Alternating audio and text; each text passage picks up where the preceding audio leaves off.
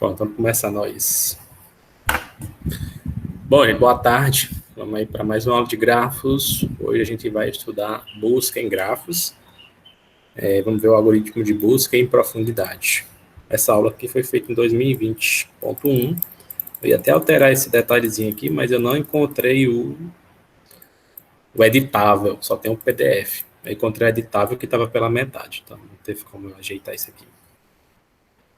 Bom, só para a gente recapitular aí, nas últimas aulas a gente viu estrutura de dados utilizada para armazenar um grafo, que são essas três estruturas básicas: matriz de adjacência, matriz de incidência e lista de adjacência. A última aula eu mostrei a minha versão da matriz de adjacência e a minha versão da lista de adjacência, e ficou para vocês fazerem a matriz de incidência, né? Essa aula tem o objetivo de mostrar algumas aplicações que a gente pode utilizar com esses dois algoritmos iniciais aqui, que são o algoritmo de busca em profundidade e o algoritmo de busca em largura. Certo? Então, vamos nós. Quais são os objetivos de uma busca? Bom, eu diria que um deles, né, seria esse aqui: explorar todos os vértices e todas as arestas do grafo. Depois que a gente explorar todos os vértices e todas as arestas, a gente tem possibilidade de identificar algumas características do grafo, ou qualquer característica do grafo, assim, a gente esteja procurando por ela, né? A gente pode identificar se um grafo ele tem círculo, se o grafo ele é conexo, a gente pode identificar o grau de cada vértice, né? A gente já viu até como é que faz isso aqui. A gente pode verificar se um grafo é regular, se um grafo é direcionado, se um grafo é não direcionado. Pode verificar se um grafo é subgrafo do outro. Então, tem uma série de informações. Se eu consigo acessar todos os vértices a partir de um vértice, se eu consigo sair de um vértice e chegar no outro. Então, tem uma série de informações aí que a gente pode alcançar através de uma busca num grafo. Tudo bem, sem problemas. Por isso que eu estendi o horário da prova, vai até meia-noite. Porque aí o cara pode assistir a aula, depois pode fazer a prova de bolsa.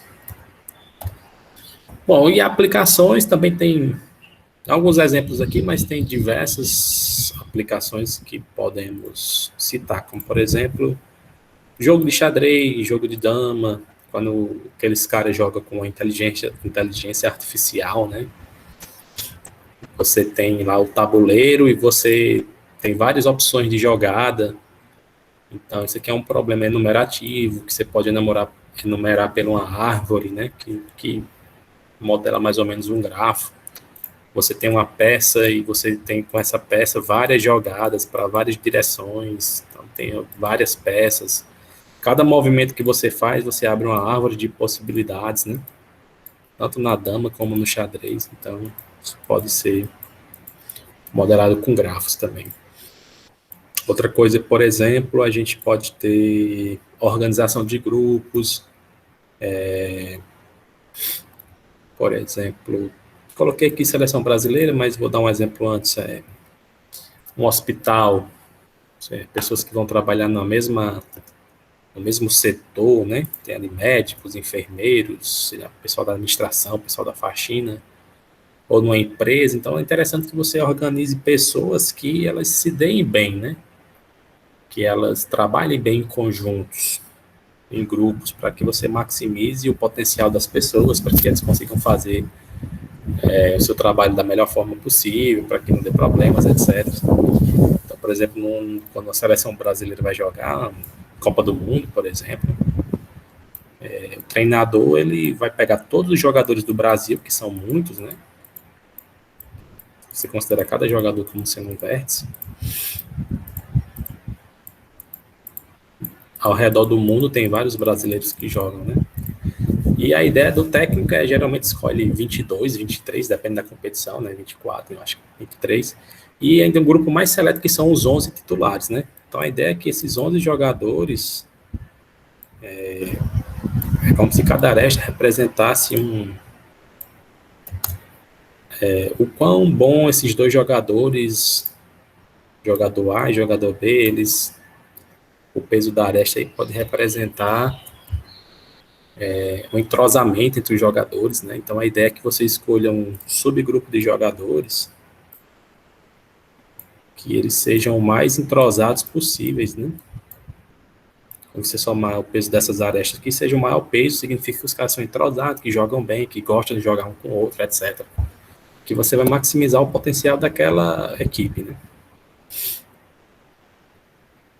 Tem aqui também localizar no sistema operacional, quando você está procurando um arquivo, aquela foto de 2005 lá, você passou o veraneio, não sei. Você bota para pesquisar, ele vai buscar dentro da pasta, dentro da pasta, dentro da pasta, dentro da pasta, dentro da pasta. Então, isso pode ser feito com uma modelagem de grafos também. Tem outras inúmeras aplicações que a gente já viu e provavelmente vai ver aqui no decorrer das outras aulas, né? Xadrez eu não sei jogar, não. Mas nunca joguei assim. Isso deve ser muito ruim. Dama eu até arrisco, mas xadrez ainda não joguei, não.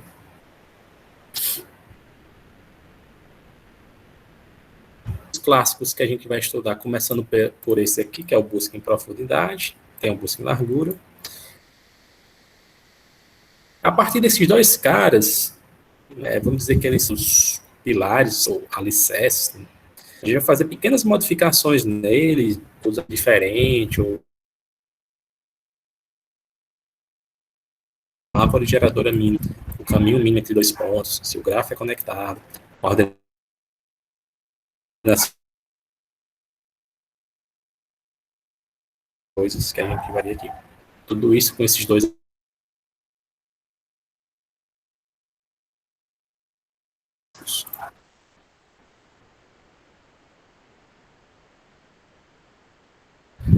Quando voltar, vocês avisam, tá?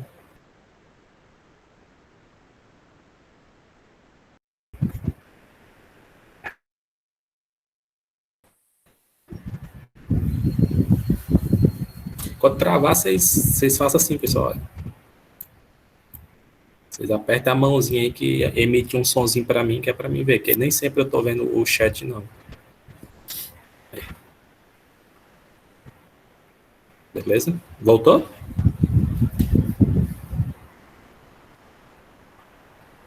Aí vamos nós. Bom, o busca em profundidade, as primeiras informações que a gente tem aqui dele é o seguinte, né? Ele tem esse nomezão aqui, ó. Depth First Search. Busca primeiro na profundidade, né? Esse nome aqui, DFS. Porque a ideia dele, o núcleo central desse cara é ir o mais profundo possível, né? Então, ele vai caminhar no grafo, ele vai explorar todos os vértices e todas as arestas. E como eu falei, o núcleo é buscar, sempre que possível, o mais fundo possível. É mais ou menos a ideia do pré-ordem, né, daqueles algoritmos pré-ordem, pós-ordem. Então, é mais ou menos a ideia do pré-ordem, que a gente vai ver aqui.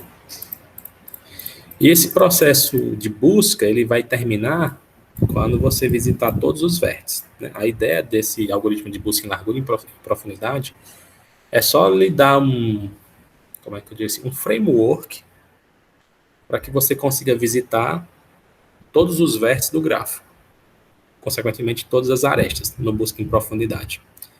Né, a gente vai ver que existe uma diferença entre profundidade e largura, que na profundidade eu garanto que eu passo por todos os vértices, todas as arestas, independente do grafo, certo? Para qualquer grafo. E o busca em largura a gente vai ver que ele tem uma particularidade que, dependendo do tipo de grafo, eu não consigo acessar todos os vértices. Mas vamos se concentrar no busca em profundidade aqui por enquanto.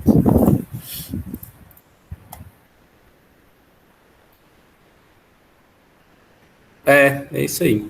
Então, essa é o que o Iago falou, né? Ele vai full à esquerda, então, quanto mais caras à esquerda tiver, ele vai descendo, descendo, descendo. Fica mais ou menos essa ideia de você vai meio que entrando num mais profundo possível, né? Descendo o máximo que você vai cavando o máximo que você pode, né? Para tentar trazer mais ou menos uma analogia, eu acho que vocês já viram essa história de explorar um labirinto, né? como era essa história de explorar um labirinto? Tinha um bicho lá dentro, né? Entrou uma pessoa lá, tinha um minotauro, né? O cara queria entrar no labirinto, matar ele, né? Ou sair do outro lado. Não sei bem como é que é a história, não, me lembro, né? Mas se vocês estivessem no labirinto, vocês levariam, se vocês pudessem levar alguma coisa para você entrar e sair, o que vocês levariam? Algum objeto, alguma coisa?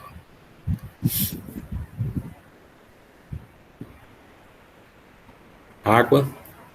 É, bem pensado. Uma escada, cavalete, um facão. Tá. E se fosse fechado? Digo, se a parte de cima fosse fechada, para que a gente não pudesse usar uma escada, nem um cavalete, nem uma lanterna.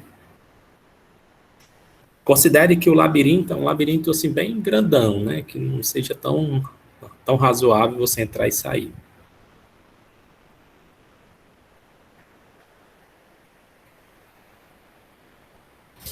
Lanterna e um grão para marcar o caminho, ok? Dá para levar um jet para ficar marcando por onde eu andei, boa também. Um revólver com 2 balas, só 2. O cara é bom de mira. GPS. Tá. Ei, professor. Oi. Mas, tipo, dá pra sempre encontrar o caminho do labirinto se você. Eu vi um negócio que, tipo, você botar uma das suas mãos numa parede e for arrastando, você consegue chegar. Independente se vai demorar muito ou pouco, mas você vai conseguir chegar uma hora ou outra. Isso. Exatamente. Existe essa técnica aí também. Se você encostar uma das suas mãos em um lado e você for sempre seguindo a parede que está do lado da sua mão, no pior caso, você pode passar por todas as paredes, mas vai chegar um momento que você vai conseguir sair, né? Mas vocês falaram aí alguns elementos que parece que foram usados na história lá do Minotauro.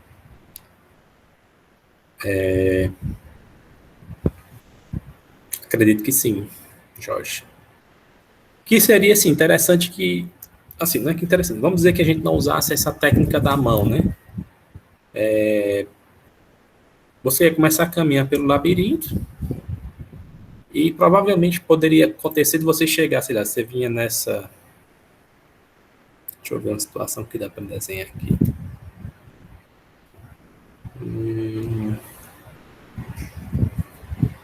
Você poderia vir nesse sentido aqui.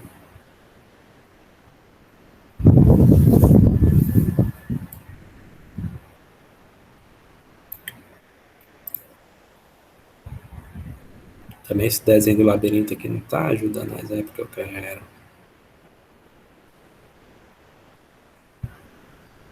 Anyway, vamos dizer que você vem nesse sentido aqui, ó. Fez a curvinha aqui, chegou aqui, não tinha mais para onde sair. Provavelmente quando você chegar numa situação dessa, você não tem muito o que fazer, né? Essa opção aqui está sem sentido, você tem que voltar lá para algum lugar, né? Você tem que voltar. Então vai chegar situações que você vai chegar num ponto que você tem que voltar, e provavelmente como é um labirinto, vai chegar em situações que você vai ter várias escolhas para tomar. Né? Você pode chegar numa rua, sei lá, você pode vir nesse sentido dessa setinha aqui, aí pode chegar aqui ter que descer, você pode, sei lá, tem essa opção de descer, tem a opção de seguir adiante e tem a opção de subir, por exemplo. Tem 3 opções, né? Então você tem que fazer de alguma forma uma marcação, como alguém falou aí, para dizer, olha, eu já passei por aqui, né? Fazer um X, ou marcar, usar uma migalha, tem que fazer alguma espécie de marcação para que você não fique rodando infinitamente, né? Já que, supondo que você não sabe essa técnica da mão aí, de botar a mão na parede, né? Você tem que sempre se situar para que você nunca fique repetindo infinitamente e nunca saia. Então, por exemplo, se você tivesse um barbante, que poderia ser as migalhas também, você amarrava lá no ponto que você começava, caso chegasse num ponto que você não pode mais seguir adiante, você usava o barbante para voltar, né? E uma espécie de giz ou algum pincel, não sei, para fazer marcações de locais que você já foi, né? Por exemplo, nesses locais que tem bifurcações, por exemplo, seria interessante você marcar os lados que você já entrou, que você já passou, para que você não repetisse novamente, né? Esse labirinto aqui é representado por exatamente esse grafo aqui, a não ser que a gente escolhesse um cara para ser a entrada e um cara para ser a saída, por exemplo. Se você começasse aqui no G, terminasse aqui no J, aí teria como sair, né? Não é um bom exemplo de labirinto, né? Vamos lá. Mas daria só para mostrar a ideia, né? Então, mais ou menos, essa ideia do labirinto, como a gente pegou um labirinto aqui, transformou isso num grafo, eu vou pegar exatamente a mesma ideia do barbante, do giz, e levar lá para grafos também. Né? Quer fazer uma espécie de marcação nos vértices que eu já passei, e usar uma espécie de barbante, que pode ser que em algum momento eu chegue num vértice e não tenha mais como prosseguir. E aí eu tenho que voltar, né? Tenho que retroceder por onde eu estou fazendo a minha busca, né? É exatamente isso que a gente vai ver, né? Eu tenho que usar o barbante para avançar e voltar, e quando eu traduzir isso para um computador, vai ser mais ou menos a operação de push e a operação de backtrack, né? A operação de push é tipo, depende do contexto, coloque, empurre, siga, grosso modo. A opção de backtrack é voltar, né? E esse giz aqui eu vou chamar aqui de um vetor de cores, porque eu vou começar a pintar aqui os vértices que eu passei para fazer algumas marcações. Então vamos aqui. Bom, então eu vou precisar de algumas coisas para me auxiliar nesse algoritmo, né? Que eu vou chamar aqui de vetores auxiliares, né? Vai ser algumas estruturas que vão me auxiliar para que o algoritmo ele corra corretamente. O primeiro dele é um vetor de cores. Então, se eu tiver um grafo com 10 vértices, esse vetor tem 10 posições. É uma posição para cada vértice. Né? Então, eu vou chamar de branco, a cor branca, aquele vértice que ainda não foi visitado. Né? Quando você for começar a busca, todo mundo é branco, porque eu não passei por ninguém ainda. Né? Eu vou chamar de cinza. Assim que eu começo a busca, todo mundo é branco. Quando eu chego num vértice branco, automaticamente ele se torna cinza. Eu vou fazer essa marcação para dizer que eu já passei por ele pelo menos uma vez. Mas tem uma terceira cor, que eu vou chamar aqui de cor preta, que significa que eu já passei por ele, por aquele vértice, eu já passei por seus vizinhos também, que é mais ou menos assim, né? Quando você chega num vértice, por exemplo, nesse cara cinza aqui, aí ele tem essa opção, ele tem essa opção e ele tem essa opção. Vamos dizer que a gente chegou exatamente nessa situação. Tem um cara aqui, tem um cara aqui e tem um cara aqui. Exatamente assim. Se você seguir esse caminho, você vai, não tem mais para onde ir, você tem que voltar. Se você seguir esse caminho depois, você também não tem mais para onde ir, você tem que voltar. A mesma coisa aqui. Se você seguir esse caminho, depois você tem que voltar. Perceba que eu passei por todos os vizinhos desse cara que estava cinza. Então, eu vou fazer agora uma marcação especial nele.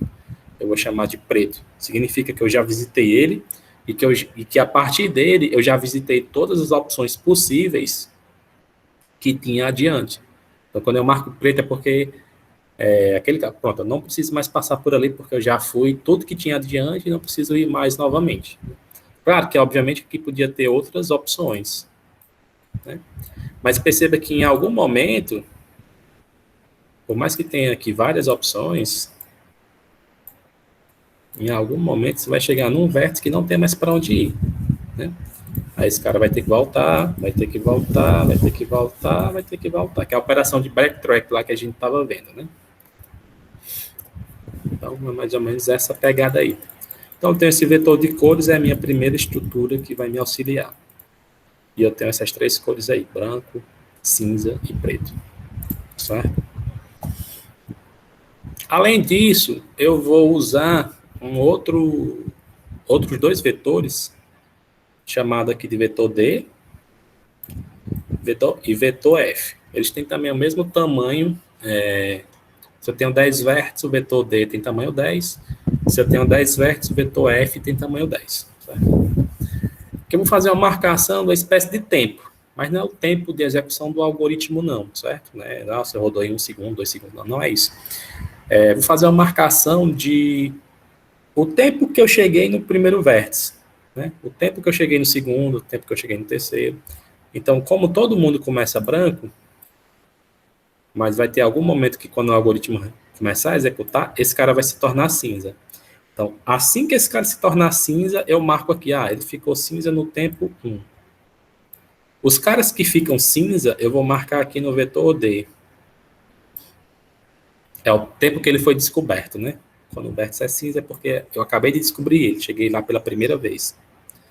O vetor F vai ser usado para marcar o tempo que o cara ficou preto. Quer dizer, significa que eu já passei por ele, passei por todos os seus vizinhos, né, que eu chamo aqui de fecho positivo, que já visitei todos os vizinhos. Quando eu visito todos os vizinhos dele e volto para ele, que eu venho voltando, aí eu marco o tempo que ele ficou preto. É como se fosse o tempo de chegada, ficou cinza, e o tempo de saída ficou preto. Eu faço essas duas marcações. No futuro, esses números que eu estou fazendo marcações, a gente vai substituir por outras informações, mas por enquanto é só o framework aqui para a gente, né? Tranquilo? Então vamos ver aqui. Esse daqui é o algoritmo do livro do Cormen, tá? É uma daquelas referências que tem lá no primeiro slide lá. Esse pseudocódigo está lá. O nome do algoritmo é DFS. E ele tem duas funções, a função DFS e a função DFS visit, que é basicamente a função DFS. Ela vai receber o grafo como entrada. E a função DFS visit vai receber um vértice como entrada. A função DFS, que é essa primeira aqui, ela basicamente é como se fosse uma função de inicialização nas primeiras linhas, inicializar algumas coisas, né? Que são justamente aqui a linha 1, linha 2 e linha 3, é um laço de repetição. Está dizendo que para cada vértice U do grafo, comece a cor dele com branco. Então, estou inicializando todo mundo com branco. Na linha 4, eu tenho uma variável de marcação, que vai ser aquela variável utilizada para fazer aquelas marcações de tempo, quando ficou cinza e quando ficou preto. Então, é uma variável numérica que conta números 0, 1, 2, 3, 4, 5, 6, 7. Certo? Na linha 5 até a linha... Aqui da linha 5 até a linha 9, é um outro laço de repetição, que esse laço aqui vai garantir que eu passe por todos os vértices, independente de o grafo ser conectado ou não, de o grafo ser conexo, certo? Aqui ele vai testar esse laço de repetição do 5 ao 9, se cada um dos vértices é branco. Ele vai testar aqui se cada um dos vértices é branco. Porque se for branco, é porque eu vou chamar a função DFS_visit, que ela é o núcleo da... ela vai ser o núcleo da execução do método de busca em profundidade. Ela que vai marcar os caras de cinza, ela que vai marcar os caras de preto. É essa função que vai marcar o tempo que chegou cinza, o tempo que chegou preto. Então, essa função DFS_visit é mais ou menos o núcleo. E esse laço de repetição do 5 ao 9 é para garantir que ele vai testar se cada vértice ainda é branco. Porque pode ocorrer de você pegar um pedaço de um grafo que você... Vamos supor que a gente tenha um grafo que não seja conexo. Aí tem um pedaço do grafo aqui, tem um pedaço do grafo aqui. Tem um pedaço do grafo aqui, tem um pedaço do grafo aqui. Não tem como você, já que não existe uma aresta daqui para cá, né, se você começar a busca nesses vértices aqui, não tem como dar o salto e sair para cá. Então, você começa a busca termina aqui, mas perceba que aqui vai continuar um bocado de vértice de cor branca. Então, esse lance de repetição do 5 ao 9 é para garantir que, caso a busca termine de um lado, ele possa continuar no outro. Tudo de novo. Certo? Bom, e a função dfs_visit, ela basicamente recebe um vértice, aí coloca a cor do vértice em cinza, aqui aumenta o valor daquela variável de marcação, aí o vetor D aqui, ó, recebe o número de marcação, o tempo. No final da função tem um vetor F, que também recebe o número de marcação. A cor do vértice recebe preto. E aqui no meio, na linha 4 à linha 8, é um pedaço bem importante aqui do algoritmo, porque aqui tem dizendo o seguinte, ó, para cada vértice V pertencente à lista de adjacência de U. U vai ser o vértice que você acabou de marcar de cinza. Então, essa lista de adjacência aqui, professor, o que é ela? Exatamente a aula passada, né? Ou você vai... É justamente o seu grafo. Você pode usar aqui lista de adjacência, você pode usar aqui matriz de adjacência, você pode usar aqui matriz de incidência. No pseudocódigo aqui está como se fosse a lista. Né? Por exemplo, se esse aqui é o meu vértice U, só para a gente exemplificar aqui. Se esse cara aqui é meu vértice U e ele tem 3 vizinhos, essa minha estrutura aqui, né, se for uma lista de adjacência, é aquela dos bloquinhos lá, né? Só para a gente fazer aqui uma analogia. Então, essa aqui é a lista do U. Tem um ponteiro para um vizinho, tem um ponteiro para um vizinho, um ponteiro para um vizinho e para o núcleo. Esses 3 caras aqui são justamente esses 3 vizinhos aqui. Né? Por isso que a gente tem que saber como é que carrega um grafo em uma estrutura de dados. Bom, mas sem mais delongas, vamos aqui para um exemplo prático, né? Então, tem esse grafo aí direcionado de 8 vértices. Então, esse negócio bem para cá aqui. De 8 vértices. Assim que começa, assim que o algoritmo começa a executar, é importante notar que você pode começar a busca de qualquer vértice, certo? Do vértice A, do B, do C, do D, qualquer vértice do grafo, você pode começar essa busca aqui, porque não vai fazer nenhuma diferença. Se você pode começar de qualquer vértice, então é interessante que você tenha uma ordenação que você quer usar para começar. Né? No meu exemplo aqui, eu vou usar essa ordenação aqui, ó. Certo? C, A, B, D, E, F, G, H. Certo? Essa ordenação vai ser justamente a lista que vai aparecer aqui, ó. Para cada vértice U, aí eu vou usar o C, vai ser o primeiro, o A, o B, o D, o E, o F. Então, quando eu passar o slide aqui, o primeiro cara que vai ficar branco é o vértice C.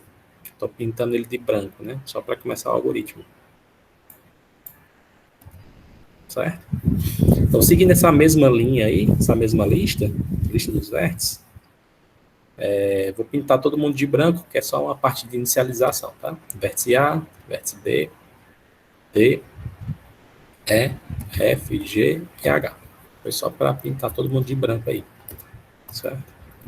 Bom, a linha 4 é aquela linha que marca, aquela variável de marcação recebe 0. Né? E a linha 5 é aqui onde vai começar justamente o algoritmo. Vou usar a mesma lista. Né? Eu vou usar a mesma lista de inicialização, eu vou usar aqui. Que pergunta na linha 6, ó, se o vértice, se a cor de U é igual a branco. Lembrando que U aqui no meu algoritmo é a variável. Só que U vai receber C. Então, ele está perguntando se a cor do vértice C é igual a branco. E, de fato, é. Então, como esse vértice aqui é branco, o vértice C, o algoritmo vai começar por ele, né?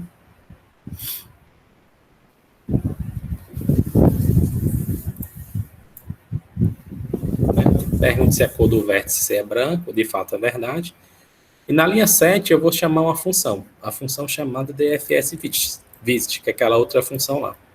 Aí eu pergunto para vocês, quando vocês estavam fazendo programação lá em FUP, laboratório, estudo de dados, quando você tem uma função que chama outra função, o que acontece? Vocês já ouviram falar em pilha de execução?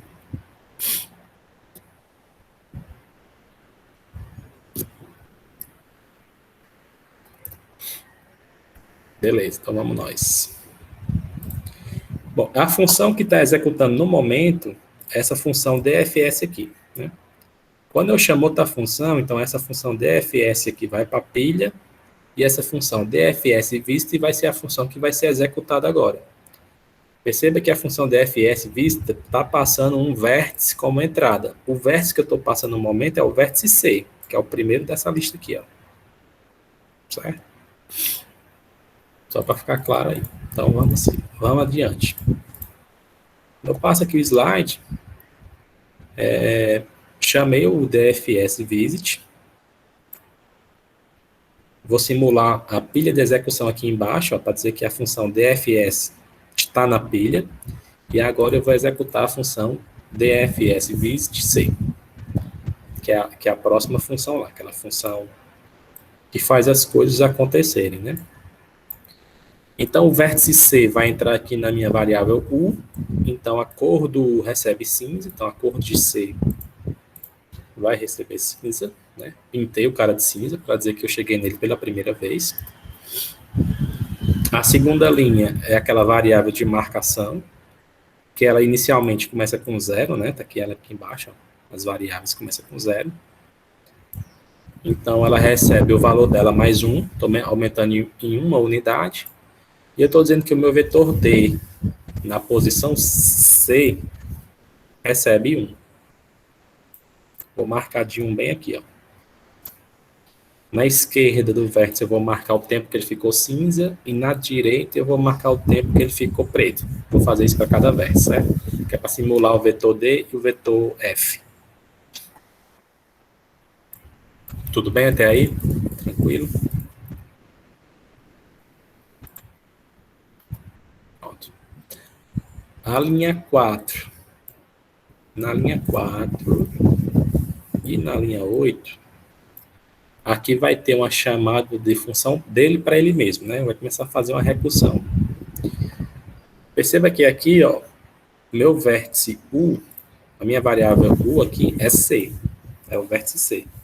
Então, esse laço de repetição aqui do 4 ao 8, eu vou olhar se cada vértice V pertence à minha lista de adjacência do U, é o vértice C. Se você estiver usando uma lista de adjacência, então você está olhando para essa estrutura aqui, ó.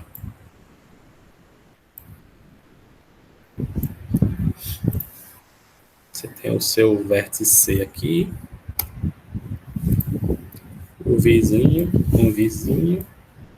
Professor, essa estrutura está vindo de onde? Do grafo, ó. Antes de você rodar o DFS Visit, antes de você rodar o DFS, você tem que primeiro carregar o grafo, né?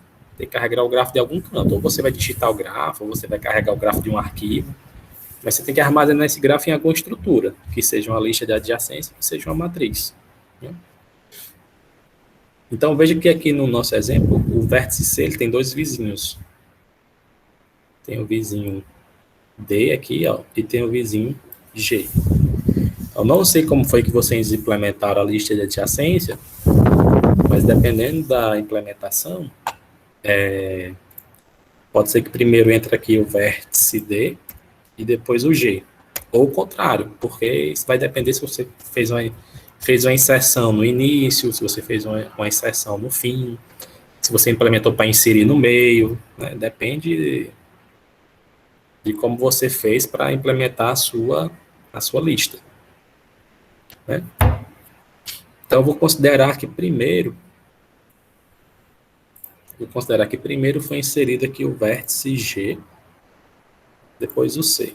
E, professor, e se fosse uma matriz, como é que daria certo aqui? Também daria. A matriz seria mais ou menos assim, né? Vou fazer uma vez, depois eu apago. Teria o vértice A, B, C, D, E, F, G, H. Certo? Aí aqui a gente teria o A, B e C. Na linha do C, você ia ver, existe uma aresta do C para o A? Zero. Existe uma aresta do C para o B? Zero. Existe uma aresta do C para o C? Zero. Existe uma aresta do C para o D? Sei lá, existe. Do C para o E, não. Do C para o F, não. Do C para o para o G sim, e do C para o H não. Então aqui fica claro, ó, que para você usar aqui qualquer uma dessas duas estruturas, quando você for fazer aqui a busca, se você usar essa estrutura aqui de baixo, ela vai ser melhor, porque você não sabe, por mais que a matriz tenha um acesso rápido nesse caso aqui, mas você vai testar se a linha C, se a linha do C, coluna A, existe um número 1, é muito rápido testar, mas você tem que testar, não existe. Existe para o B? Não existe. Existe para o C? Não existe. Você está perguntando se ele é um vizinho. Aí na quarta tentativa, você encontra essa coluna do D, que aí tem um vizinho. Né? Mas perceba que aqui já é direto. Se você pegar o ponteiro do C e já apontar para o próximo bloquinho, você já chega no G. Né? Professor, eu posso começar no G ou no D, tanto faz, a busca fica diferente, uma fica mais rápido do que a outra. Esse algoritmo DFS aqui não faz diferença, não.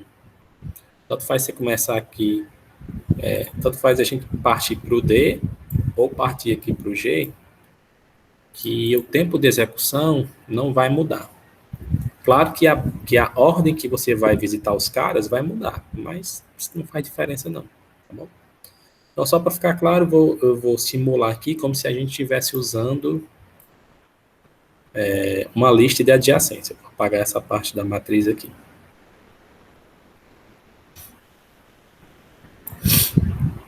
Bom, então na linha 5, eu estou perguntando se a cor do meu vizinho, esse primeiro cara aqui, que é o G, se a cor do G é branco. E de fato é branco, né? Bom, uma vez que eu sei que a cor do cara é branca, é verdadeira, eu vou entrar na função dfsVisit novamente. Essa função dfsVisit C, que está sendo executada no momento, ela vai entrar aqui, ó, na minha pilha de execução, e eu vou chamar uma nova função dfsVisit, passando o vértice V como parâmetro. Só que o V no momento aqui é o meu vértice G, que é o meu vizinho. Certo?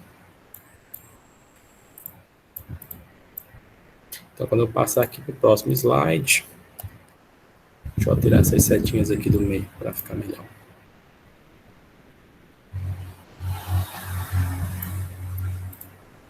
Tem duas opções, D ou G, como eu falei. Vai chamar a função dfsVisit novamente. Toda vez que a gente faz uma chamada na função, é como se eu estivesse escolhendo aquele vértice para ir. Né? Vocês entenderam? Como eu peguei aqui o vértice G, ó, como eu peguei o vértice G, testei se ele é branco, se isso aqui é verdade e eu entro nessa função, é como se eu escolhi aquele vértice e eu estou indo para ele. Né?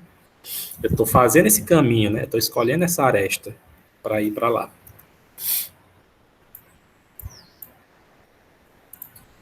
Então, quando eu chamo a função... Ixi, passei demais. Então, quando eu chamo a função...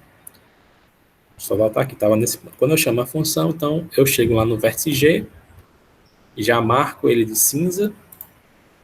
Marco ele de cinza. Na próxima linha, já marco o tempo que cheguei lá, que foi o tempo 2, certo? Marco aqui o tempo 2.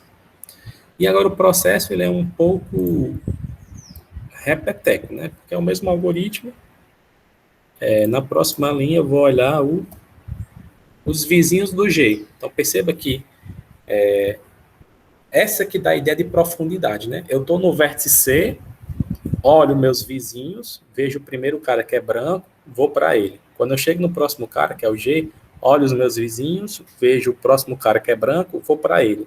E eu sempre vou tentando pegar o cara que é branco, que dá essa ideia de profundidade. Vai chegar um ponto que eu não tenho mais ninguém branco, aí eu começo a voltar, certo? Aí eu começo a voltar. Essa é a ideia. Se a gente pegar aquela ideia do labirinto, né? Então, aqui no G, perceba que eu vou ter que olhar a lista de adjacência do G, né? Fazer só mais uma, só para vocês pegarem aí o sentimento da coisa mesmo. Na lista de adjacência do G, eu tenho aqui o vértice G, tenho aqui o F e tenho aqui o H. Ela está implementada exatamente dessa forma, né? Então, quando eu estou na lista de adjacência do G, o primeiro cara que aparece aqui é o F. Então, na linha 5 aqui, eu vou perguntar se o meu vizinho F é branco. Se o meu vizinho F é branco. E, de fato, é. O processo se repete todo novamente. Eu vou passar aqui o slide. E eu fiz uma nova chamada do DFS Visit, né? Só que agora eu fui para o vértice F. Quando eu chego lá no vértice F, eu marco ele de cinza no tempo 3. Né? Marco ele de cinza no tempo 3. Só que agora vai acontecer uma coisa interessante, que é um pouquinho diferente no algoritmo, né? Quando eu chego no vértice F, ele também vai procurar os vizinhos deles, que são brancos. Mas perceba que o vértice F só tem essa aresta aqui, ó, do F para o G.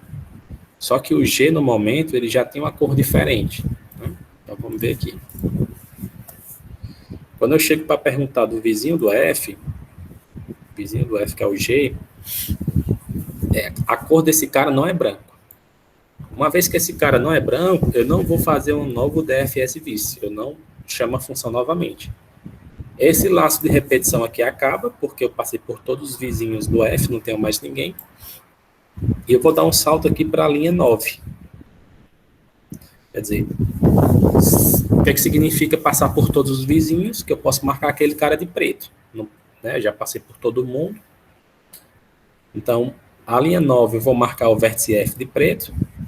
Na linha 10, eu vou marcar o tempo que ele ficou preto, que é 4. E na linha 11, eu vou botar o valor 4 lá no meu vetor F. Né? Fazer tudo de uma vez. Né? Marquei o cara de preto.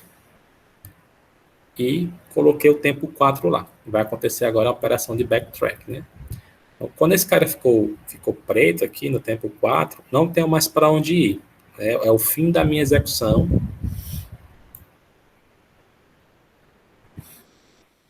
Eu cheguei aqui depois da linha 11, né, no fim. E ele vai fazer o backtracking para quem? Para a função que tinha chamado ele. Se a gente olhar na nossa pilha de execução, ó, ele vai voltar para o DFS visit G, porque foi o vértice G que fez a chamada para ir para o F. Né? Espero que todo mundo esteja acompanhando aí. Então, quando eu fizer o backtracking, vou passar aqui para o próximo slide, eu tirei a função aqui da minha pilha de execução, eu voltei para o vértice G novamente, né? Voltei para o vértice G. Perceba que quando eu estava executando no G, o meu primeiro vizinho aqui era o F. O ponteiro estava apontando aqui para o F. Né? O meu próximo vizinho agora, seguindo aqui o laço de repetição, é o H. Ó. Ele vem certinho na sua lista de adjacência. Ó. É o H. E aí ele vai perguntar se o H é branco. Todo mundo está vendo aí que o H é branco, né? Vou fazer uma nova chamada de função do DFS Visit. A função DFS Visit atual vai entrar na pilha novamente.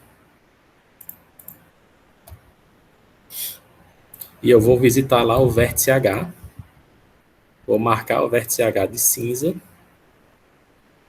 Fazer todo aquele passo a passo, né? Marcar o cara de cinza.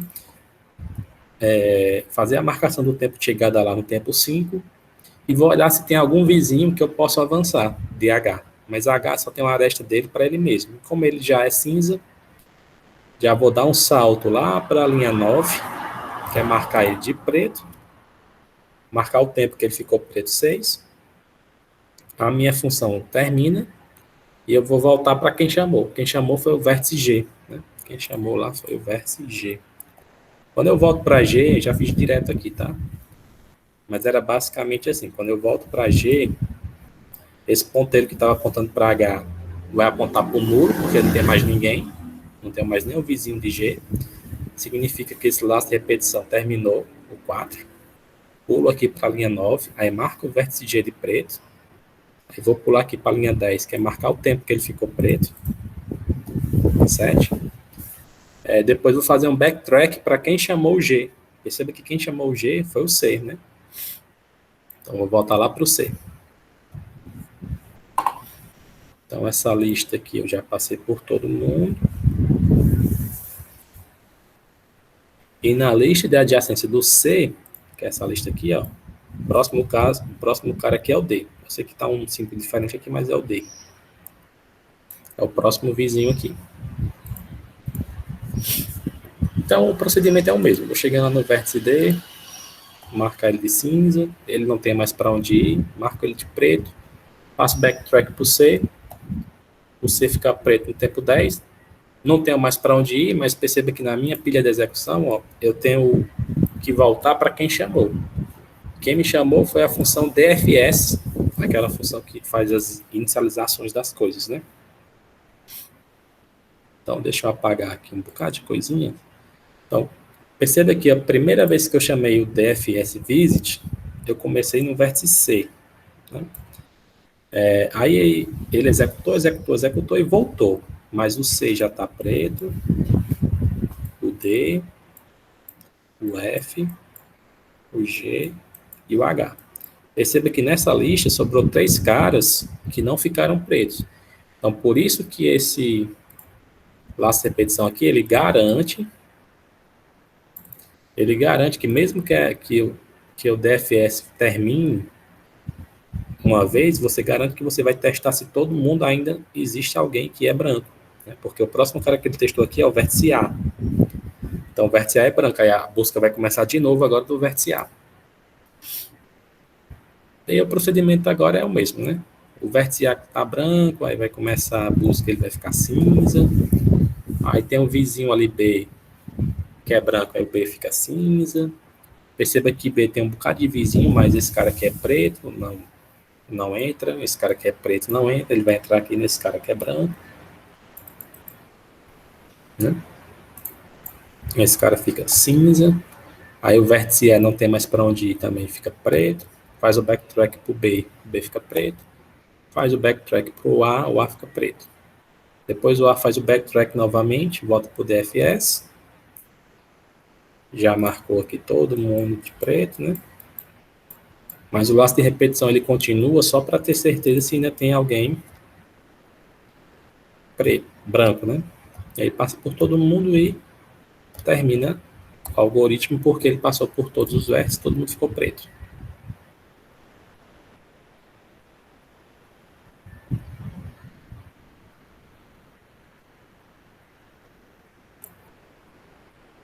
Alguma dúvida, gente? Perguntas?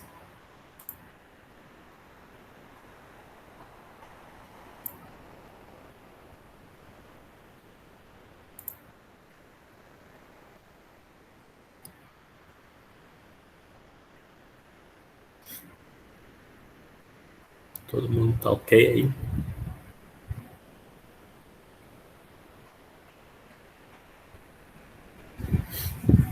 Pronto. Para que ele salva quanto tempo ficou cinza? Nesse caso aqui específico, aparentemente,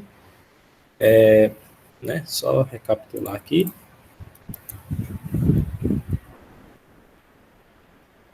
Que os dois caras que a gente usa como auxiliares é o vetor D, que marca os caras que ficaram cinza, e o vetor F, os caras que ficaram pretos, certo? Deixa eu ver aqui. Quando a gente chega bem nesse pedaço aqui, ó, pronto. A gente começa, porque aqui tá meio sujo, não tem como, mas a gente começa assim, né? O vértice C vem aqui pro G.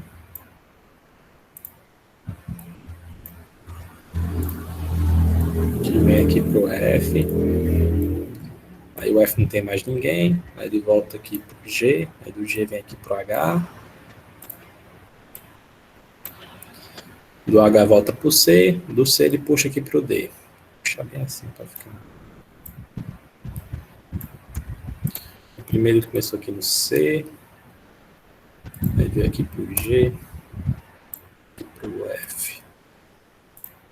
H. D. Pronto. Se você for olhar os tempos que eles ficaram cinza, então esse cara aqui ficou no tempo 1, esse cara aqui no tempo 2, Esse cara aqui no tempo 3. O H aqui foi no 5. E o D aqui foi no 8. Dá para ver que os caras que estão mais às esquerdas e os caras que estão mais à direita, eles sempre são maiores, os tempos.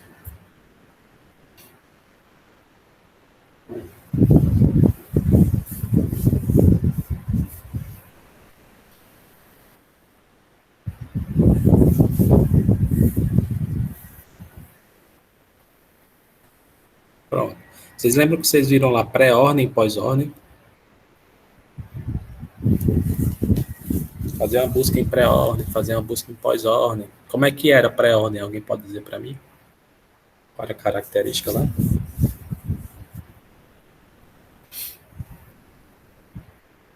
Vou pelo menos tentar.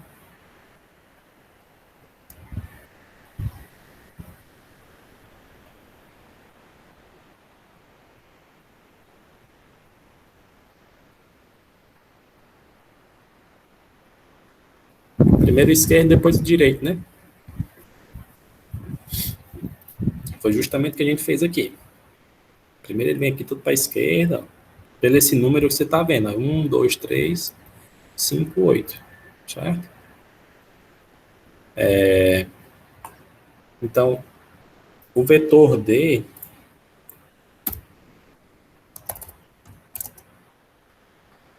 é o pré-ordem. E se você analisar o vetor F, é como se você tivesse feito uma busca em pós-ordem.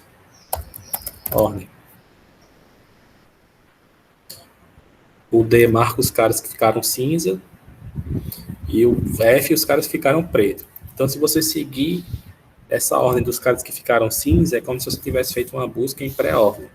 Se você seguir os caras que ficaram preto, é como se você tivesse feito uma busca em pós-ordem.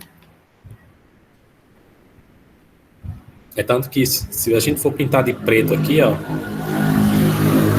deixa eu trocar aqui para preto. Quando a gente começou a busca, a gente começou no C, certo? O primeiro cara que ficou preto foi o F. Então ele desceu, desceu, desceu, desceu. Esse cara que foi o primeiro a ficar preto. Vou passar um traço aqui, preto. Depois, outro cara que ficou preto foi esse cara aqui, o H. Ó. É o pós-ordem, certo? Depois você volta. Depois o cara que ficou preto que foi o G. Depois você volta aqui, o cara que ficou preto foi o D. E por fim, o último cara que ficou preto foi o C, que é a raiz.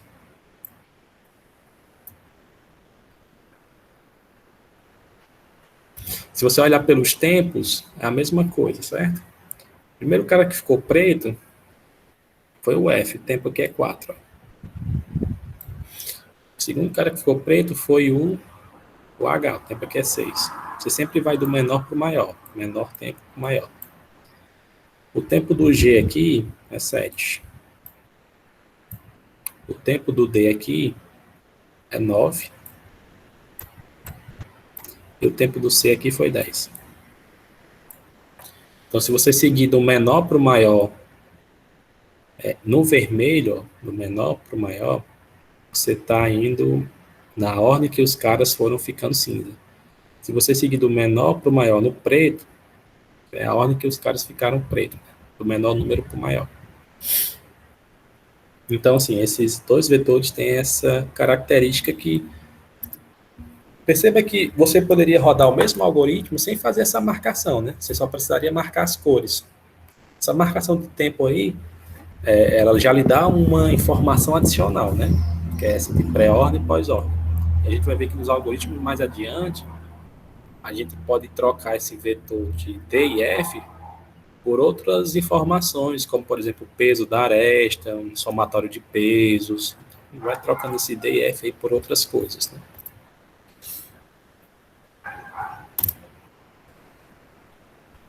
Certo.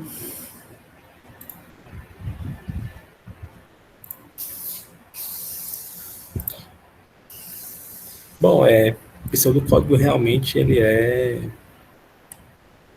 Ele é estranho, mas espero que, se vocês tentarem implementar alguma coisa, acho que geralmente dá uma clareada nas ideias.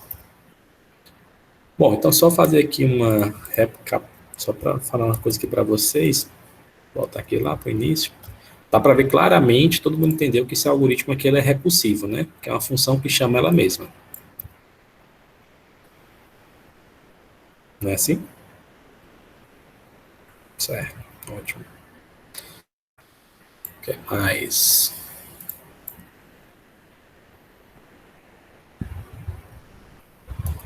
E mostrando a resposta. Só para vocês fazerem um teste, vocês podem agora pegar esse exemplo aí, desse gráfico, e tentar mostrar aqui para a gente qual seria o vetor D e o vetor F.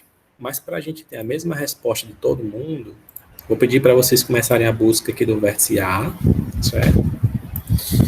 E que a gente vai usar esse critério aqui como critério de desempate. Por exemplo, quando você começar aqui no vértice A, perceba que você tem três vizinhos. Tem o B, tem o C e tem o F. Aí você vai dizer, professor, eu implementei lista, implementei matriz. Para que todo mundo tenha o mesmo resultado, eu vou considerar que a implementação de todo mundo é a mesma, aqui no nosso exemplo, certo? Você sempre vai usar a ordem alfabética para qualquer tipo de tomada de decisão. Por exemplo, aqui eu vou para o B, para o F ou para o C. Você vai para o B porque ele é o cara alfabeticamente menor de todos os vizinhos, né? Eu tenho três vizinhos, que é o B, o F e o C. Então, alfabeticamente, esse cara é o menor, então eu vou para ele. Então, se todo mundo usar esse mesmo critério, a resposta final, o vetor D e vetor F de todo mundo é para ficar igual. Ok? Então, só para... Quando vocês fazem aí, eu vou tomar aqui uma aguinha, tá bom? Na garganta seca. Já volto.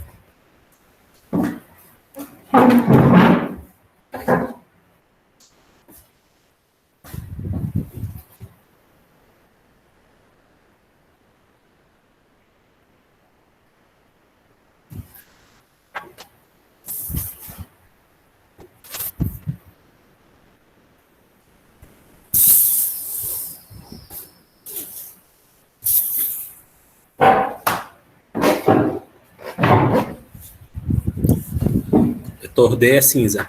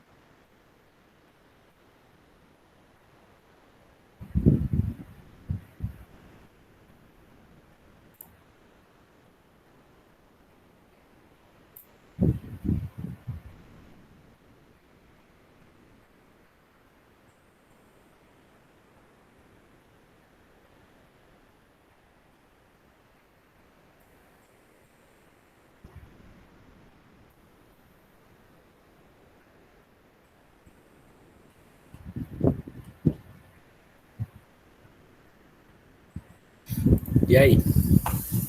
Alguém conseguiu?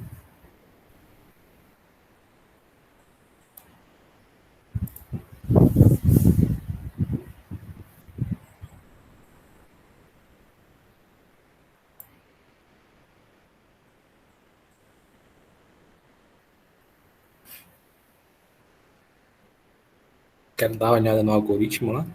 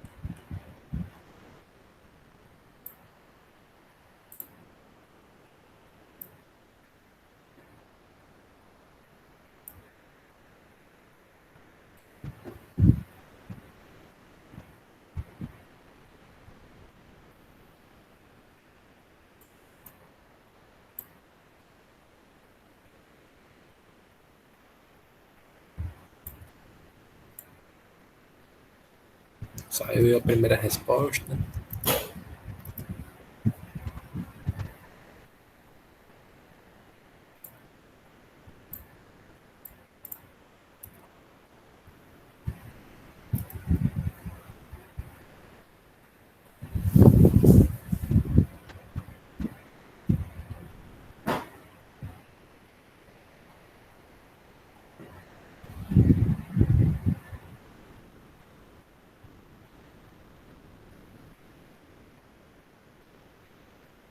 Uhum. O que mais, Pedro?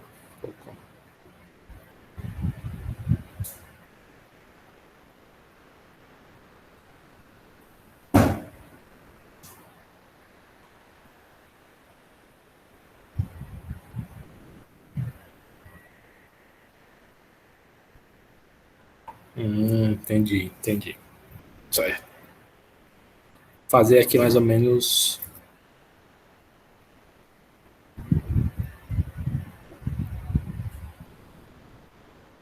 como seria um passo a passo para ver se caem umas possíveis dúvidas, tá bom?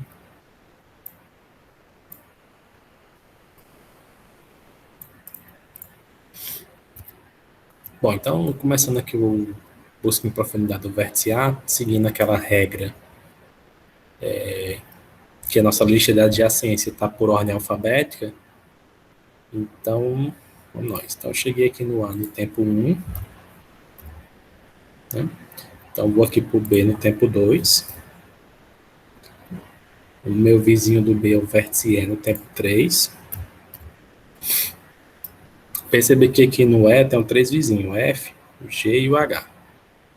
Então, o F, ele é o primeiro que aparece aqui, né, pela ordem alfabética. Então, vem aqui para o F no tempo 4. Ó.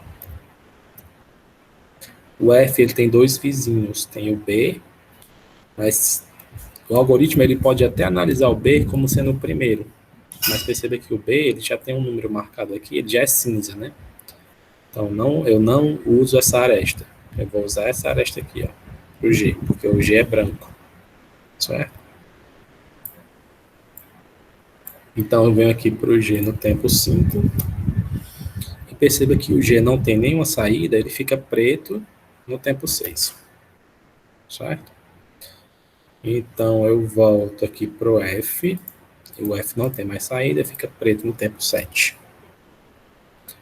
Faço backtrack para quem voltou, para quem chamou foi o vértice E. O vértice E tem uma aresta aqui embaixo, ó, pro H. Então, eu vou chegar aqui no H no tempo 8. O H, ele até tem uma aresta aqui para o G, mas perceba que o G já não é mais branco, ele é preto, né? Já visitei esse vértice G aqui, não preciso ir novamente. Por mais que o algoritmo ele pergunta, essa aresta aqui, esse vértice G é branco? Não, então não faço nada. Marco aqui o H de preto. Faço o backtrack aqui para o vértice E. Marco o vértice E aqui de preto. Tempo 10. Faço o backtrack aqui para o B. Marco o vértice B de preto. Tempo 11. Faço o backtrack para o A, só que aí para o A ainda tem uma aresta que é branco. Tem um vértice que é branco, que é o C, né? Tem o C e tem o F. Mas pela ordem alfabética eu vou para o C. Então eu chego no C aqui no tempo 12. Do vértice C eu venho para o vértice D no tempo 13. O vértice D eu tenho duas arestas. Tenho essa para o A e tenho essa aqui para o H. Pela ordem alfabética eu vou testar para o A, mas só que o A não é branco, não faço nada. Aí vou testar o próximo vizinho, H. Também não é branco, faço nada. Então, no final das contas, eu só marco ele aqui depois de preto, 14. Volto aqui para o vértice C, marco ele de 15. Depois backtrack aqui para o A, 16. Depois backtrack para quem chamou aqui, que foi a função DFS, e termina. Seria mais ou menos...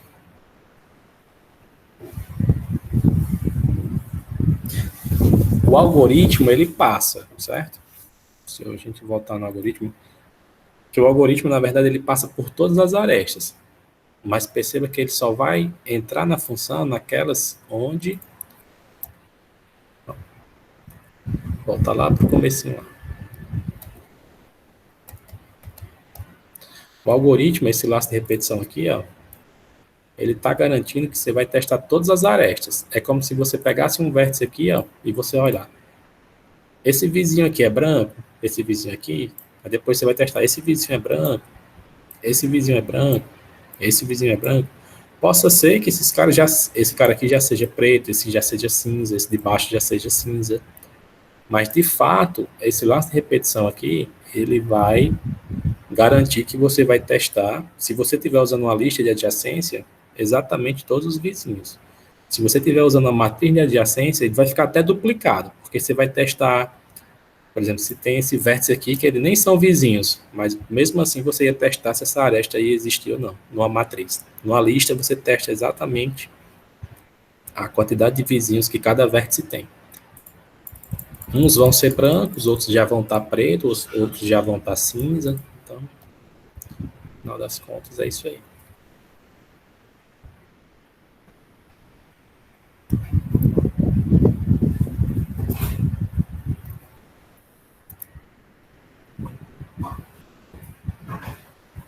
Deu certo aí?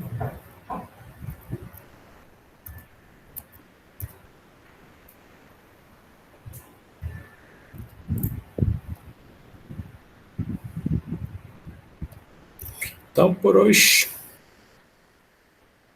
mas isso aí é um detalhe, né? Quando o cara fazendo pela primeira vez, às vezes o cara esquece uma aresta ou outra, né? Por hoje é só, pessoal. Aí nosso primeiro algoritmo. quarta-feira que vem, se Deus quiser, vou já tentar trazer a minha versão implementada desses caras aí. Já vai ser basicamente... cadê? Eu já comecei até a fazer. Mas é basicamente aquela função da lista, para carregar a lista, né? Que é para ter esse cara aqui, ó. Com esse pedaço aqui e esse pedaço. Estou fazendo em Python, certo? Eu vou tentar trazer quarta-feira essa versão implementada, que é para a gente dar uma discutida e ver o que é que a gente pode fazer aí. Exatamente. Tem que errar primeiro para poder ir acertando, né? É melhor. Quando você erra e você descobre porque você errou, é como se o cara que está aqui nesse cara se liga com o cara que está aqui e faz uma ligação, né? Aí você, nossa, era isso aqui, né?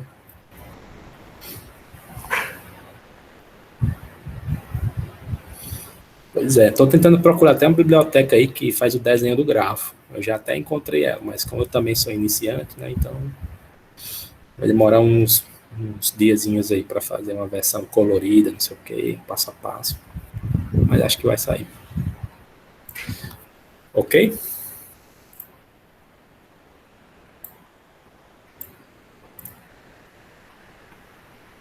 Bom, então se não tiver mais nenhuma